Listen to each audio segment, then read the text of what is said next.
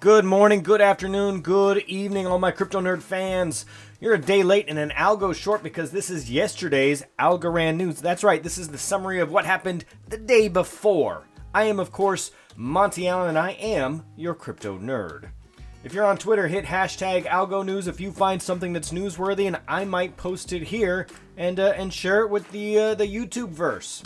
All right, so first up, let's talk about the Algorand Arrington Capital interview with Silvio. So Silvio, Ninos, Omar, if you're looking in the top left screen, that's Omar on the left, Ninos in the middle, and Silvio on the right. So here's what we're looking at. We're looking at, and really kind of summarizing, I think was the premise of this, the Arrington Capital paper that recently came out that really harped on Algorand being the bridge between DeFi and traditional finance. And here's the thing. Here are my thoughts on that. There's a lot of great information that's in here. I'm not going to play the clips for you, but I will link it down below. There was a replay. It's awesome. It's fantastic. If you've got an extra, 45 minutes or so, take a look at that thing. I didn't check to see if you could play it on fast pace, but I think you can. In any case, you can see from the team that Algorand is putting together, both the Algorand and the Algorand Foundation, both expertly run.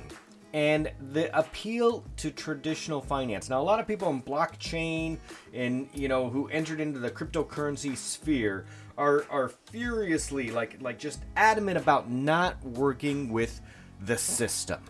And I believe that Algorand has taken the opposite approach and figured, hey, you know what? It's not about fighting the system. Instead, how do we steer the system? How do we stick, a rudder in and help steer without the people at the front of the boat really realizing that somebody else is in control, right? So someone else, MasterCard's up at the front of the boat, 1 foot on the bow, looking out over the ocean. Okay, what's out there? What's next? But Silvio's over there at the back of the ship with the rudder, and he's really steering the ship.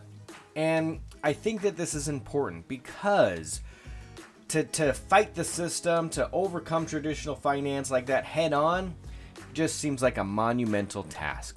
I think that the road to adoption is to get traditional finance on board, to get these folks on board so that they can slowly but surely transition over to a blockchain style. At first, it's you want to make it seamless. You want to make it behind the scenes. Sometimes Algorand is knocked because they don't have such a high profile as some other blockchains.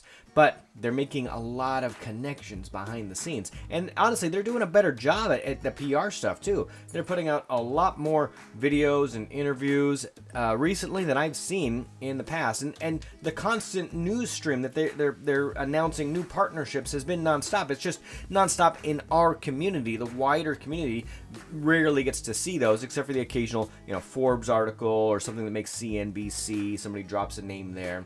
And so I think as more and more of us come on board, the mainstream media will come on board because of Algorand's initiatives to pull in traditional finance. And that's part, Arrington Capital did this thing, but also Borderless Capital is kind of doing the same thing.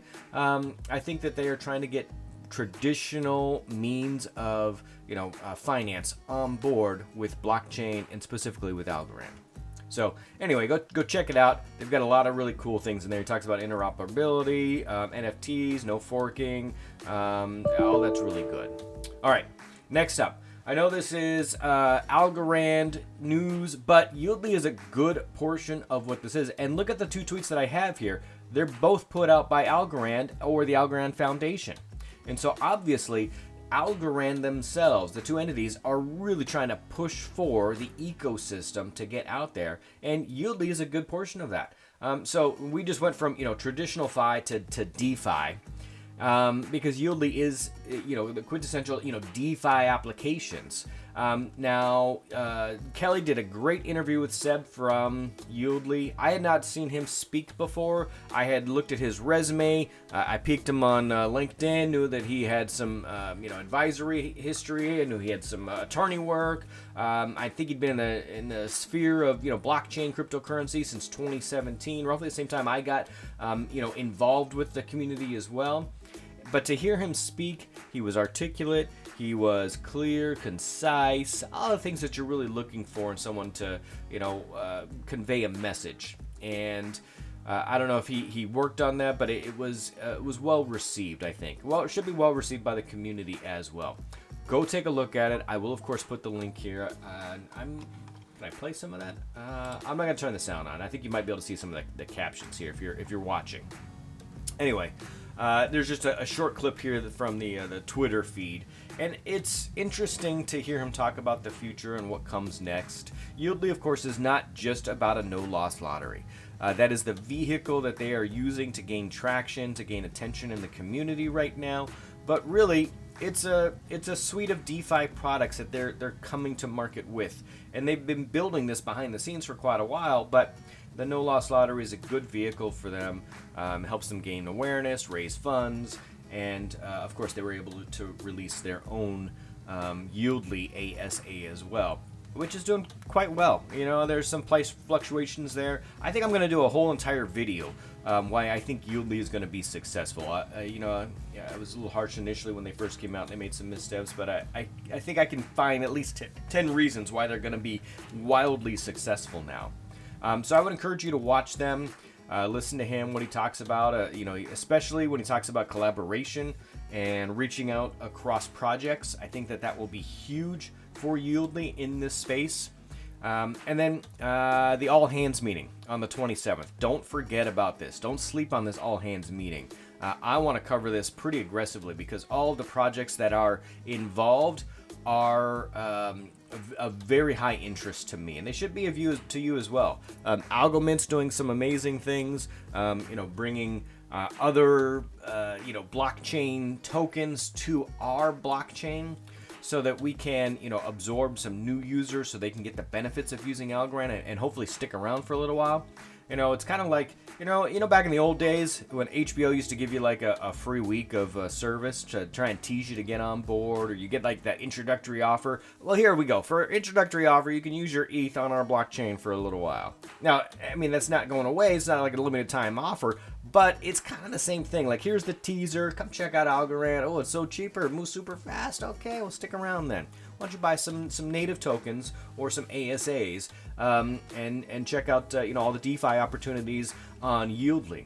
So all of that is really keen, and AlgoDex is making some big moves there as well. I love just mentioning AlgoDex every time I can. So, all right. Last but not least, this is some older news, but I don't want you to sleep on this Flare Networks business going on. So Borderless Capital sent this out some time ago. It's been a month and a half now that they're welcoming Flare Networks to their portfolio, and they're talking about the EVM smart contract interoperability with Algorand.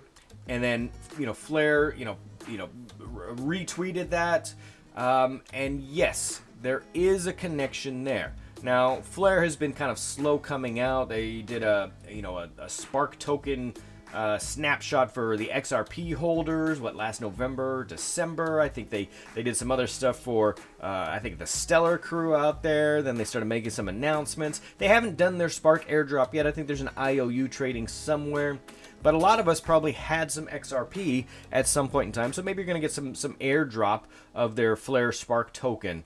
Now, Flare Network plus Algorand. So I want to make sure that you are aware that the Flare Network is different from Flare Finance. There's been some confusion about, hey, what's going on? Now, Flare Finance is going to have an F, an F token, kind of like their own wrapped version of Algo, an F asset they call it. So they're going to have the F Algo, kind of like our Go BTC. Right, that it's going to be on the Algorand blockchain. So they're coming at it from another direction, but I think it's also interesting, and there's going to be quite possibly a secondary drop. It looks like there's 2 steps to collect your F assets. And so if you're getting some of these Spark tokens airdropped from another, airdrop from another cryptocurrency, you may be able to get some Flare Finance as well, maybe some F assets down the road. But at some point in time, Flare Finance seems like they might be kind of like the Yieldly and, Algomint kind of combined is what they want to do. Anyway, I'm not sure if that's going to help us or hurt us, but it is extra exposure. right? So I think it's good for, some algo to get their name out in various different formats. So anyway, don't be confused from Flare Networks and Flare Finance, all right? It's not the same thing, two totally different groups. So just FYI.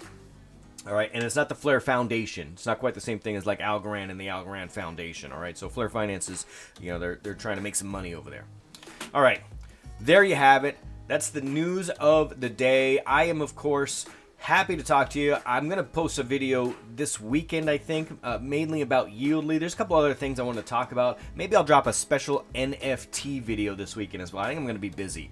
So stay tuned. As always, be safe out there. And you know what? We'll talk to you tomorrow.